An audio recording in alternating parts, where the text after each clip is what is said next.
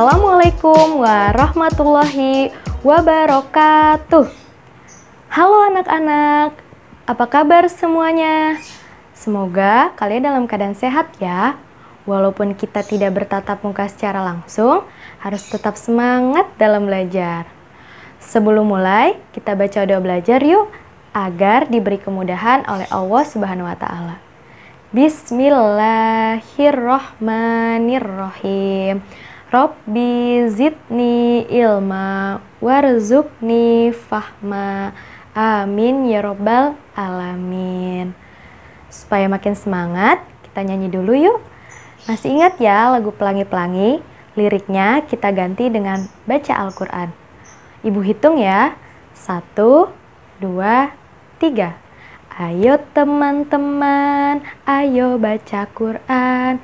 Seain selembar, ayo baca Quran. Kalau tidak sempat, maka sempatkanlah.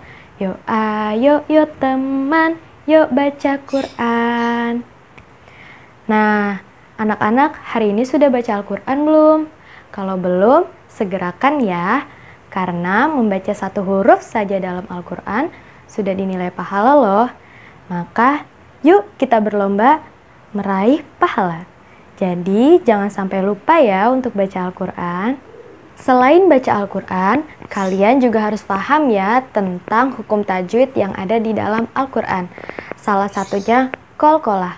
Apa sih itu Bu qalqalah? Nah, itu akan kita bahas pada materi kali ini.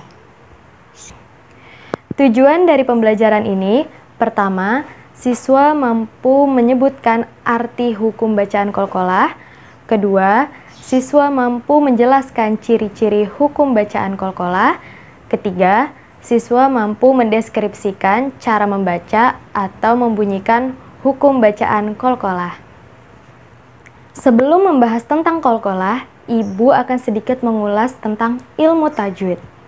Tajwid menurut bahasa yaitu tahsin atau memperindah, sedangkan menurut istilah yaitu membaguskan bacaan huruf atau kalimat-kalimat Quran satu persatu secara teratur dan tidak terburu-buru, sesuai dengan ketentuan hukum tajwid. Mempelajari ilmu tajwid hukumnya yaitu fardu kifayah. Akan tetapi jika kita menggunakan ilmu tersebut dalam baca Al-Quran, hukumnya menjadi fardu ain. Macam-macam ilmu tajwid yaitu nun mati dan tanwin, mim nun syiddah, alif lam, qalqalah, dan sebagainya. Namun, pada kesempatan kali ini kita hanya akan membahas tentang qalqalah. Nah, sekarang kita masuk pembahasan qalqalah. Qalqalah menurut bahasa yaitu bergerak, sedangkan menurut istilah bunyi huruf yang memantulkan apabila huruf tersebut mati atau dimatikan. Nah, memantulkan itu ibarat kita sedang bermain basket. Hanya saja itu memantulkan benda ya anak-anak. Kalau ini kita memantulkan bacaan. Gimana cara membacanya? Nanti akan kita bahas di akhir video ini ya. Huruf qalqalah ada 5 ya anak-anak. Yang pertama, ba, jim, dal, to, dan kof, atau yang biasa disingkat dengan baju di toko. Qalqalah dibagi menjadi 2, yaitu qalqalah sugro dan qalqalah kubro. Qalqalah sugro adalah bunyi huruf qalqalah yang asalnya mati. Biasanya huruf qalqalah ini terdapat di tengah kalimat. Contohnya seperti yabtaghi, yabtaghi. Nah, di huruf ba tersebut ada tanda sukun, maka itu disebut dengan qalqalah sugro. Contoh yang kedua seperti al-mutmainnah, al-mutmainnah. Nah, di huruf to tersebut juga ada tanda sukun, maka disebut juga dengan qalqalah sugro.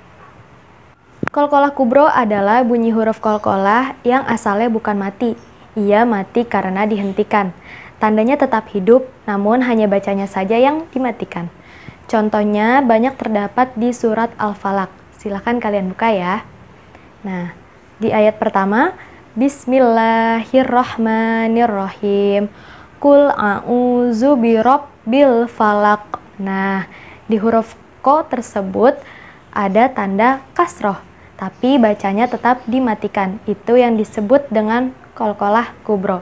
Selanjutnya, min syarri ma khalaq. Nah, tandanya kasroh juga namun bacanya tetap dimatikan. Wa min syarri ghasikin iza waqab. Nah, sudah cukup paham ya tentang qalqalah kubro? Lalu, bagaimana jika qalqalah kubro yang bertasydid? Caranya yaitu sempurnakan dulu tasydidnya, baru ke qalqalahnya setengah dari vokal harokat. Contohnya, al-haq. Nah, qafnya dibaca double, hanya saja ditahan dulu di awal, baru ke qalqalahnya. Al-haq. Al-haq. Selanjutnya, watab. Watab. Watab. Nah, sudah paham ya sampai saat ini? Nah, gimana anak-anak? Sekarang sudah mulai paham ya tentang hukum bacaan qalqalah. Sekarang kita lanjut ya, cara membaca qalqalah. Sebelumnya, Ibu sudah memberi contoh hukum bacaan qalqalah. Sekarang, Ibu akan menyebutkan ketentuan cara membaca qalqalah. Yang pertama, memantulkan ketika sukun atau disukunkan.